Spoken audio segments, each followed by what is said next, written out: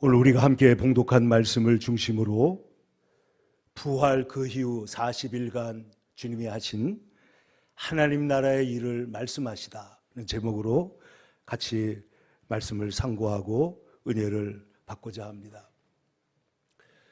하나님 나라의 일을 말씀하시다. 지난 주간에 우리 사랑하는 이정림 집사님, 너무나 착하고 또 너무나 그 성품이 고왔던 우리 집사님이 갑자기 하나님의 부르심을 받아서 하나님 품에 안기셨습니다. 인간은 질그릇이고 인생은 유한하고 얼마나 깨어지기 쉬운 존재인가 하는 것을 우리가 다시 한번 기억하고, 우리가 이 땅에 지상나라에 살고 있지만은 우리는 하나님 나라의 시민권자일 뿐만 아니라 그 하나님 나라를 향해서 나아가는 신앙의 순례자들인 줄로 믿습니다.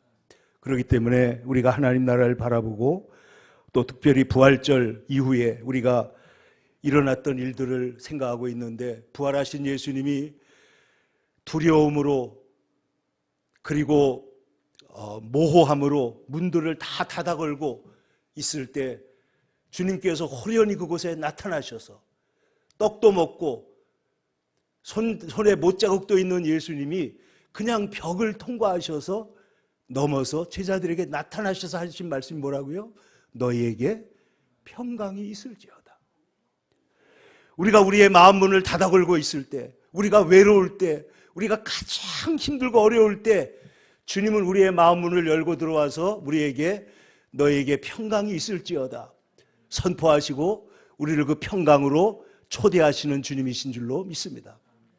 그런데 오늘 사도행전 1장에 보시면은 오늘 누가, 바울의 제자였던 누가가 이 사도행전을 기록하면서 데오빌로 각하라고 한 사람에게 예수 그리스도의 사건 전모를 기록하기 시작합니다. 누가복음을 기록하고, 그 다음에 사도행전에서는 그 이후 예수님이 부활하시고 승천하신 그 이후의 일들을 기록하고 있는 형식으로 오늘 사도행전이 쓰여지고 있습니다. 그래서 오늘 1절에 데오빌로여 내가 먼저 쓴 글에는 이렇게 말하고 있습니다.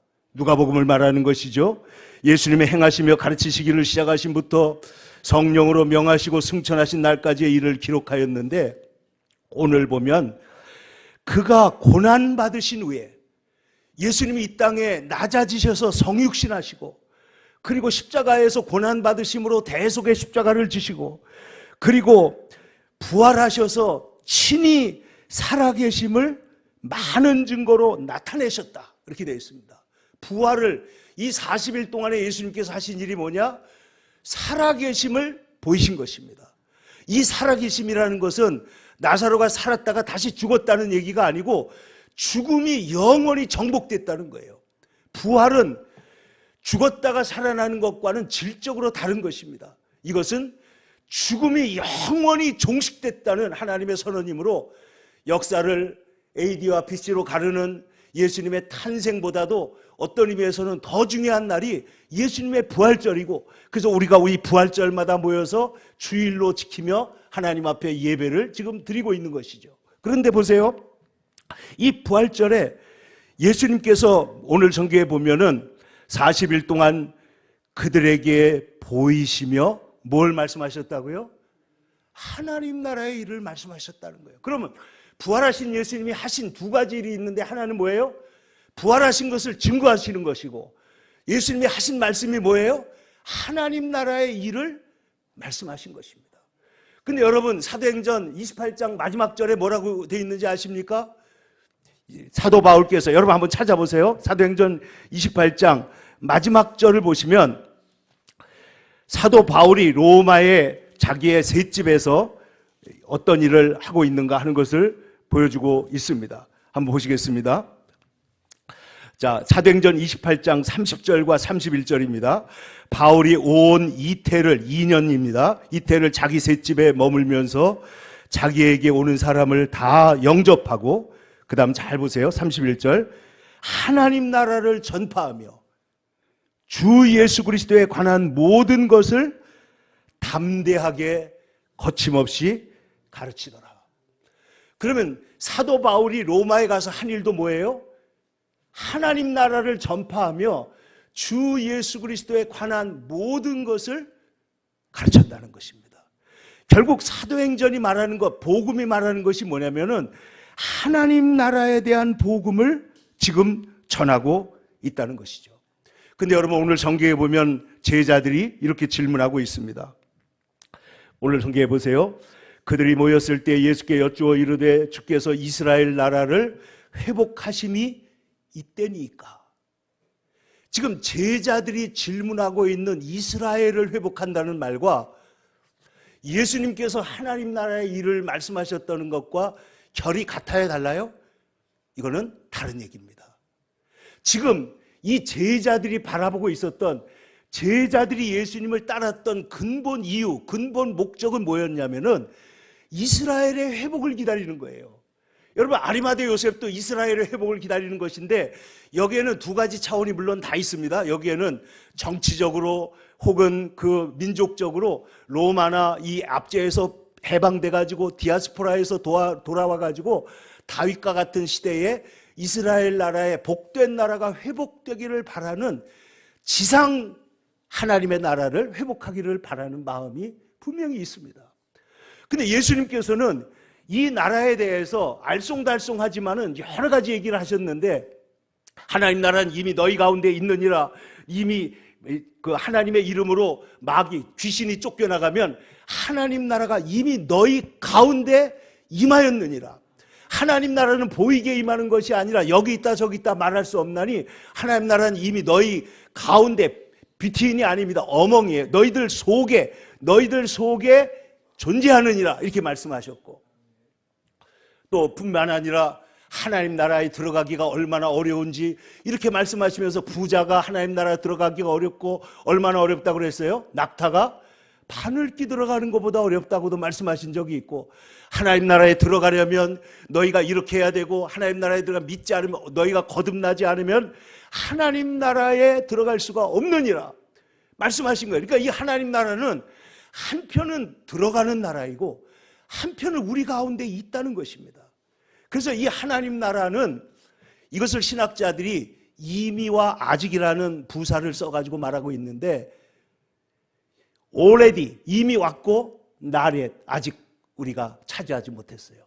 그래서 이 하나님의 나라는 우리 속에 영적으로 임재하고 또 우리의 마음속에 통치로서 임재하고 있지만은, 그러나 이것은 종국적으로 우리가 가서, 예수님께서 내가 가서 너희를 위하여 처소를 예비하면 너희를 내게로 인도하여 뭐라고 했어요? 나 있는 곳에 너희도 있게 하리라. 하나님께서, 예수님께서 우리에게 친히 약속하신 말씀이다 하는 거예요. 그래서 여러분, 오늘 성경에 이제 예수님께서 뭐 하셨다고요? 제자들은 이스라엘 나라를 회복하실 때가 이때입니까? 자, 이 말은 뭐예요? 이 제자들은 그동안에 막 주님을 따르고 네가 오른편에 내가 오른편에 이제 왼쪽에 이르다가 예수님의 꾸중을 듣고 그리고 십자가를 지고 모든 게 끝났다고 생각했잖아요. 근데 예수님께서 부활하시고 다시 모이고 사람들이 모이니까 제자들 마음속에 뭐가 다시 올라온 거예요? 이제 다시 이스라엘 나라가 회복되면 우리는 정말 멋지게 주님을 모시고 살아갈 수 있겠구나 생각을 하고 오늘 성경에 말하는 겁니다. 주께서 이스라엘 나라를 회복하심이 이때입니까? 인간의 그 세상적 욕망, 특히 정치적 그런 인간의 욕망도 이렇게 끈질긴 거예요. 세상 속에서 이스라엘 백성들이 왕을 세워달라 그러고, 그래서 왕을 세워서 우리도 다른 나라처럼 어엿하게 살아보고 싶습니다, 이렇게 하는 인간의 세상의 마음으로 물었을 때 예수님 뭐라고 대답하셔요? 때와 시기는 아버지께서 자기의 권한에 두셨다. 때와 시기가 뭐예요? 시간의 문제는 뭡니까? 이거는 생명의 문제예요. 이 생명의 주권은 누가 지금 갖고 계시다는 거예요? 이건 절대적으로 하나님이 갖고 계시다는 거예요.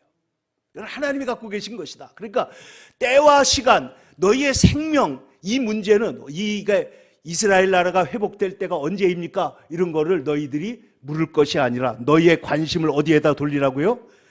성령을 받는데 집중하고, 성령이 너에게 임하시면 예루살렘과 온 유대와 사마리아와 땅끝까지 이르러 내 증인이 되어서 하나님 나라를 위한 일을 너희가 하게 될 것이다.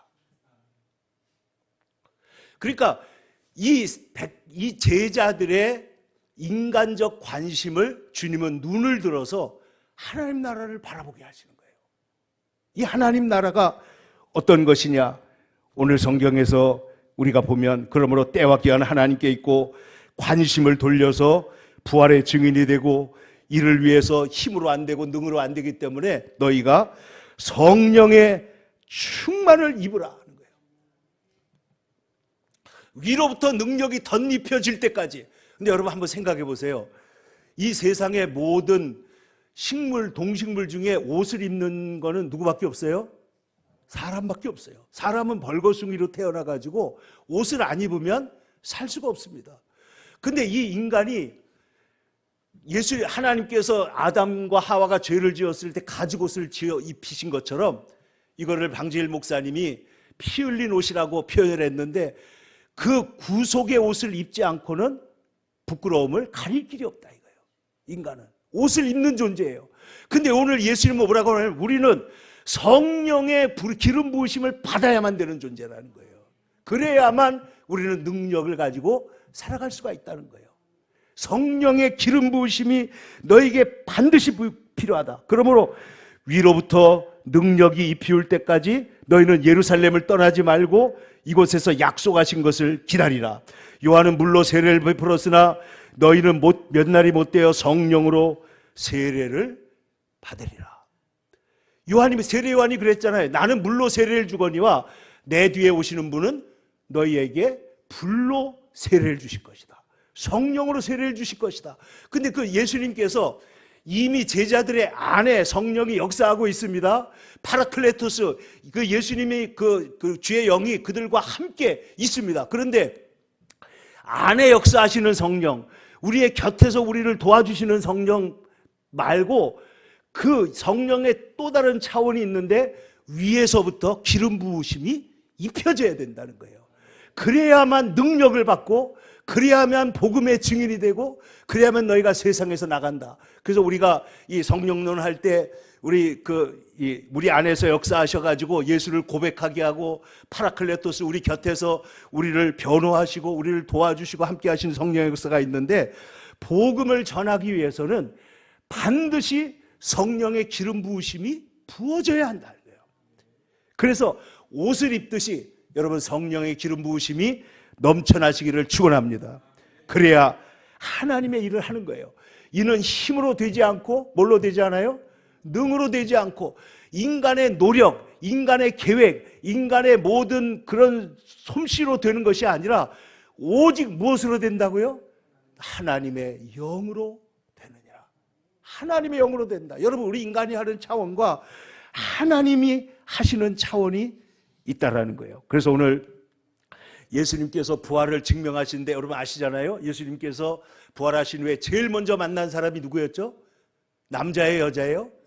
여자입니다. 여자 중에도 누구예요? 막달라 마리아입니다.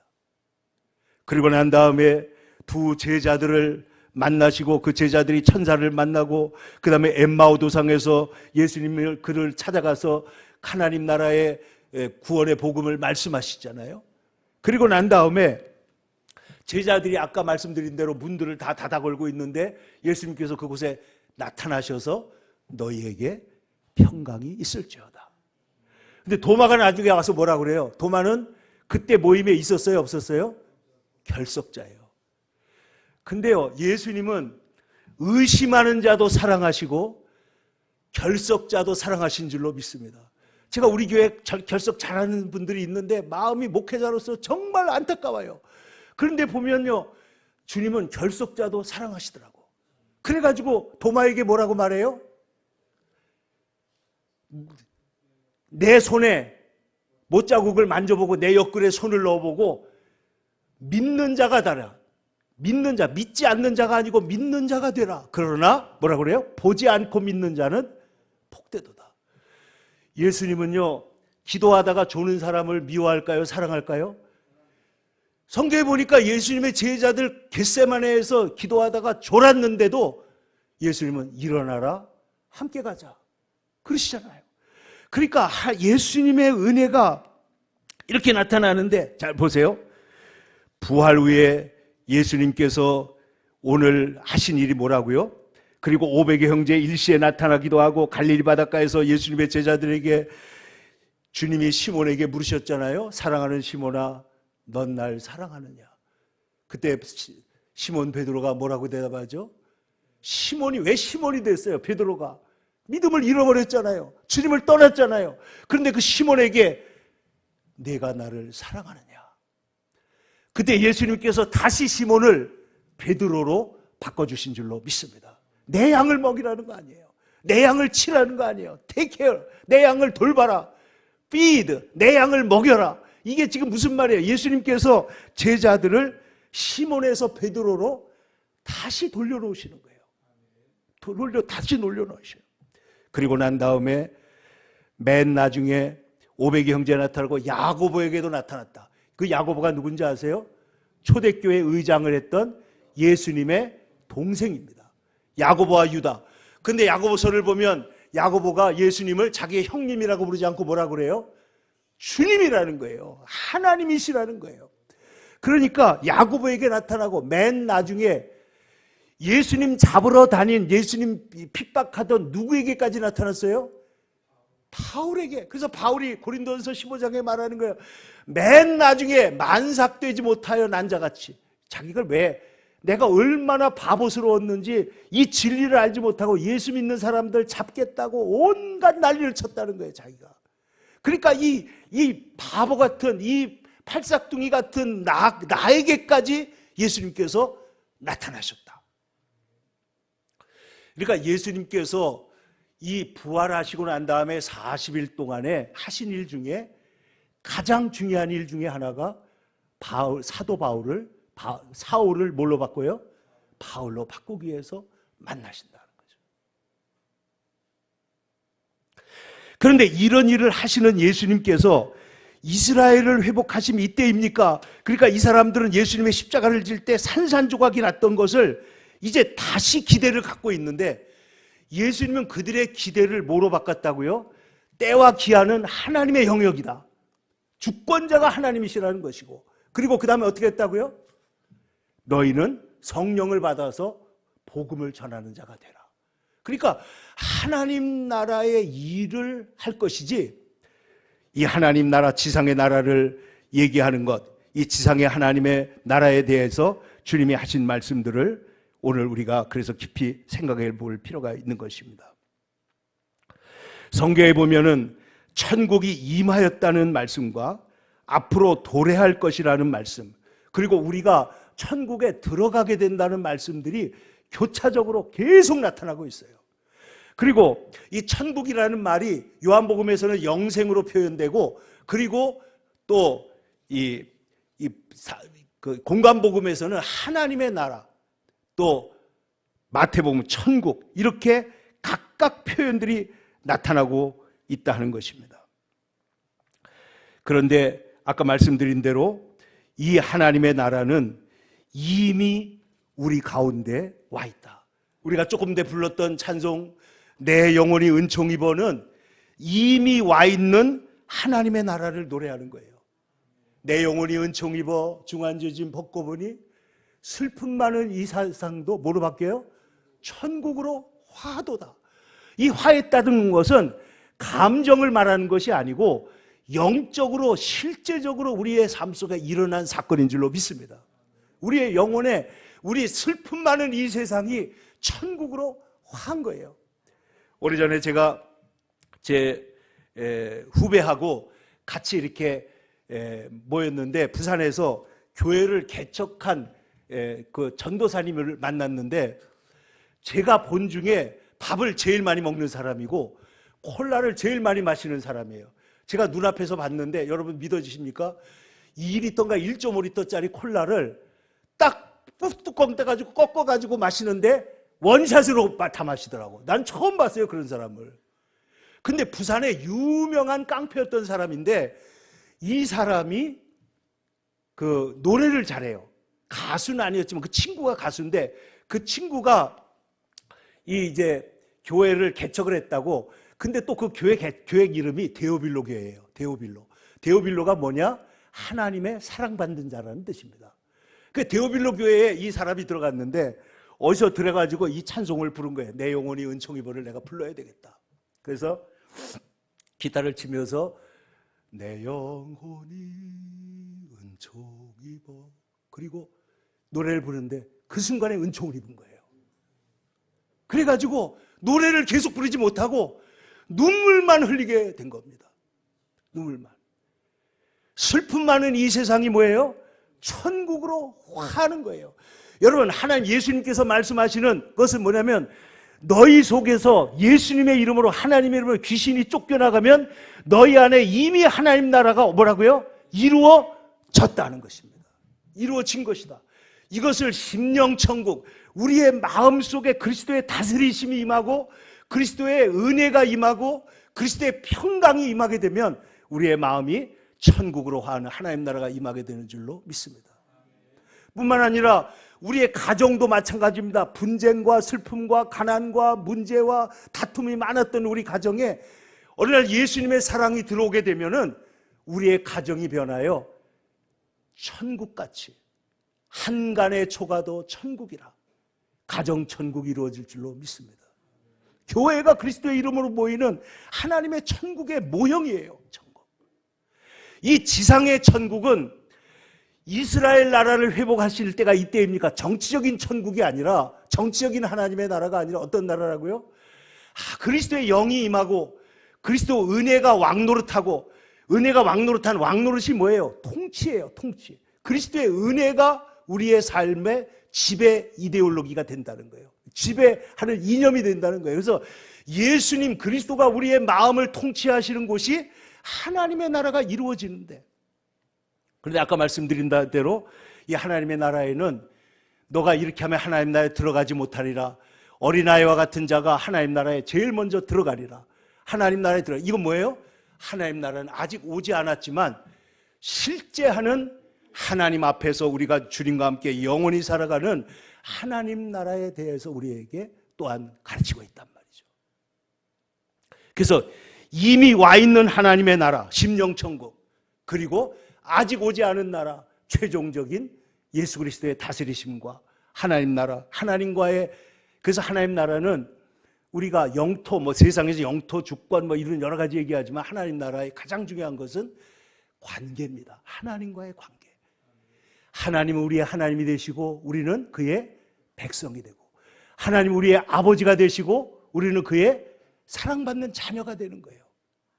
그래서 요한계시록 21장 22장에 하나님 나라가 회복되면은 모든 눈에서 눈물을 씻기시면서 하시는 말씀이 하나님이 우리의 하나님이 되시고 우리는 그의 백성이 된다.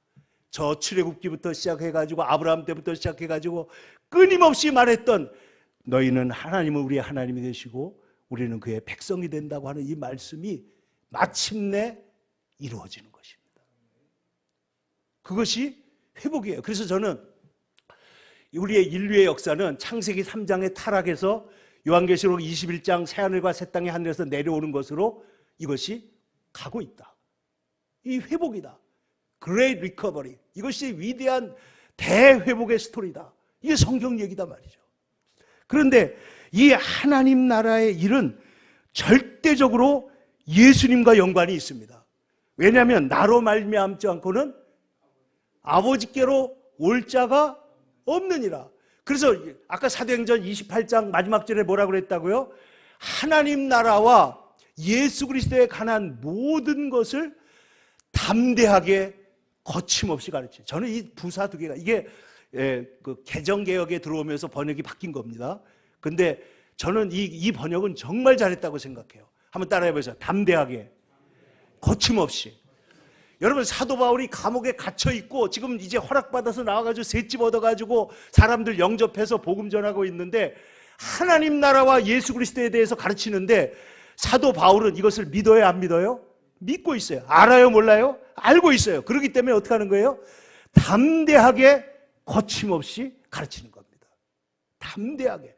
여러분, 우리가 세상에 나가서 하나님 나라의 복음을 전할 때, 하나님이 살아계시다고 말할 때, 이번에 우리 이정림 집사님 아들들 예수 안 믿고 지금 이렇게 희미하게 있는데 성경 말씀을 들어가면서 얼굴이 밝아졌다 어두워졌다 이렇게 하는데 계속해서 묻는 게, 우리 어머니 천국 가신 거 맞아요? 이 말씀 맞아요? 아, 그럼 맞지. 그러니까 마지막에 우리 어머니 천국 가셨다, 우리 어머니 천국 가셨다 이러면서 노래를 하고 있더라고요.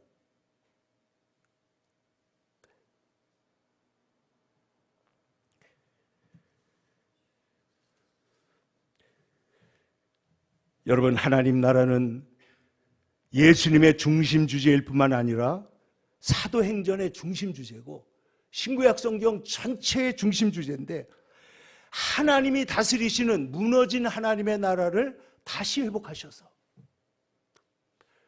하나님을 기뻐하고 하나님을 예배하고 하나님을 사랑, 우리의 자유의지로 거역하고 배반하고 그리고 하나님을 무시하는 사람들이 아니라 영접하는 자, 곧 그 이름을 믿는 자들에게는 하나님의 자녀가 되는 권세를 주셨느니라. 그 하나님의 나라에서 하나님의 자녀로 우리를 살도록 우리를 부르신다는 것이죠. 그래야 이 하나님의 나라는 예수님이 오실 때 이미 시작되었고, 예수님이 오실 때 예수님께서 뭐라고 그랬어요? 이사야서 61장의 말씀을, 주의 성령이 내게 임하셨으니 내게 기름을 부으사, 그러면서 주의 은혜의 날이 다가왔다 말씀했잖아요. 그런데 그 말씀을 예수님이 이 말씀이 오늘 너희에게 응하였느니라, 이루어졌다는 거예요. 시작됐다는 거예요. 그런데 이 시작된 것이 예수님의 재림 때가 되면은 종국적으로 완성되는 날을 우리가 보게 될 것입니다. 그래서 이 하나님의 나라는 예수님께서 우리를 다스리는데, 누가 다스리느냐에 따라서 그 나라가 천지 차이예요. 제가 캘리포니아에서 5년 동안 살다 왔잖아요. 근데 그 캘리포니아에 있을 때 제가 아르바이트로 이제 그 사람들을 데리고 일을 좀 했는데 주로 남미 사람들이에요. 과테말라, 또 그 다음에 특히 멕시코 사람들이 와서 저랑 같이 일을 하는데, 제가 이 사람들 들어보면 이 땅이 옛날에 다 자기네 땅이었는데 이것이 어떻게 해가지고 미국으로 넘어갔다는 거예요. 그런데 제가 이것을, 이 땅이 멕시코가 지배할 때에는 그 땅이 이렇게 아름답게 개발이 되지 않았어요. 그런데 문명국가인 미국이 그 나라를 다스리니까 세상에서 가장 아름다운 도시로 바뀌게 된 것입니다. 여러분, 우리의 마음을 누가 다스리느냐? 내가 다스리는 것 같아도 우상이 다스리고, 우상 뒤에서 마귀가 다스릴 때에는 피폐해지고 황폐해지게 돼 있어요. 그러나 예수님이 우리를 다스리시면은 우리의 심령과 우리의 삶이 변화될 줄로 믿습니다. 완전히 변화되는 거예요. 그래서 하나님 나라는 오늘 예수님께서 또한 어떻게 오느냐? 내가 하나님의 성령을 입어 귀신을 쫓아내는 것이면 하나님 나라가 이미 너희에게 임하였느니라. 하나님 나라는 귀신을 쫓아내는 권능이 있어요. 권능. 그러니까 여러분, 우리가 예수를 믿을 때 우리 성도의 권능을 여러분 잊어버리지 않기를 축원합니다. 사실 케네스 에긴이라는 목사님이 우리가 사용하지 않는 권능이 많이 있다. 믿음의 권능. 예수님 약속하신 믿음의 말씀을 사용하면 병도 이기고 귀신도 쫓아내고 우리의 삶의 저주도 물러가고 하나님의 역사가 일어나는 것을 믿고 기도했더니 이루어지더라는 거예요. 이 사람은 날 때부터 다리도 못 쓰고 허리를 못 쓰던 사람인데, 그가 10대에 하나님 말씀을 붙들고 받은 줄로 믿으라. 여기 시제가 뭐예요?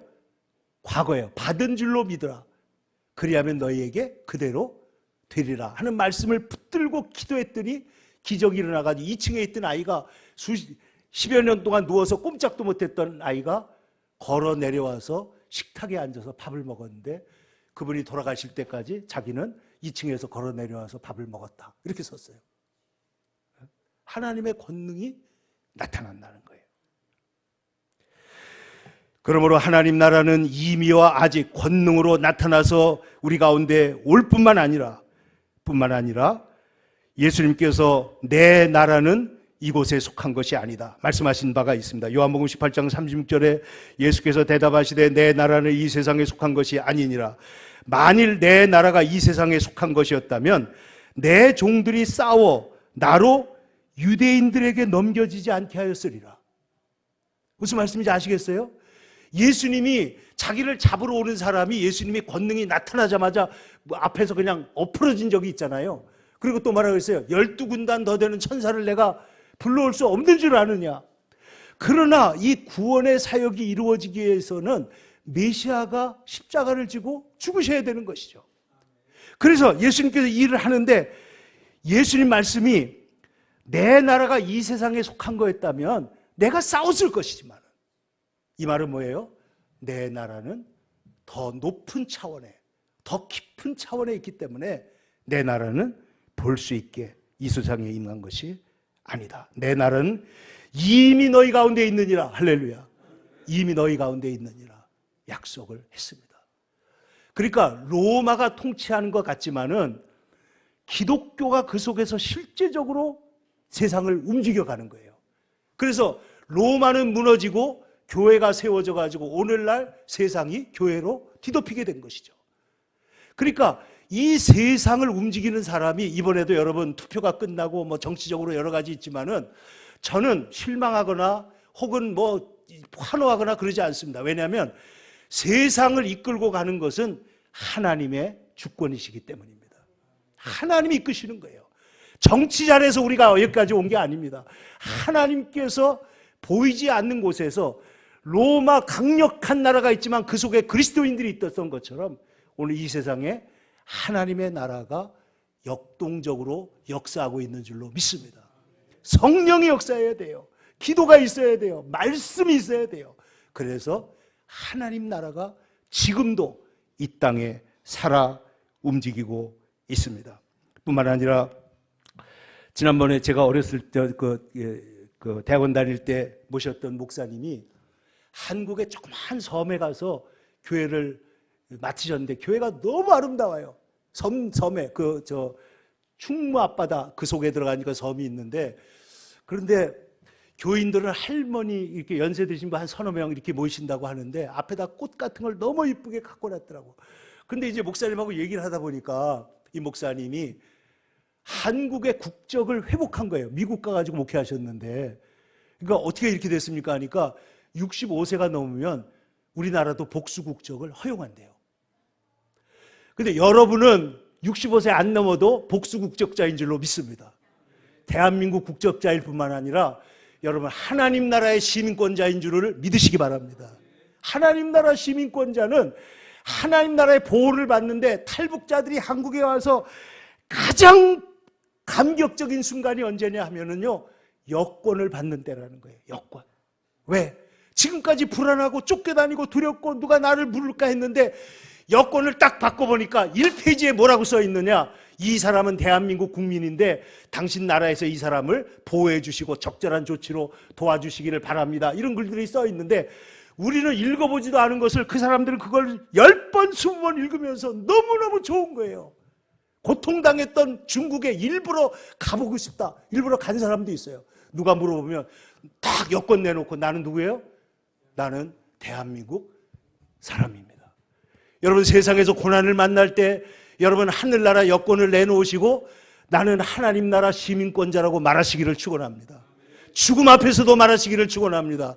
고난 앞에서 슬픔 앞에서 어떤 문제 앞에서도 우리는 하나님 나라의 시민권자라는 거예요. 이거는 추상적인 얘기가 아닙니다. 신학자들이 말하는 것처럼 추상적인 얘기로 돌려버리면 이것은 불트만이나 이런 신학자들이 이걸 전부 다 가상의 세계로 돌리는데 이것은 성경을 정면으로 위배하는 거예요.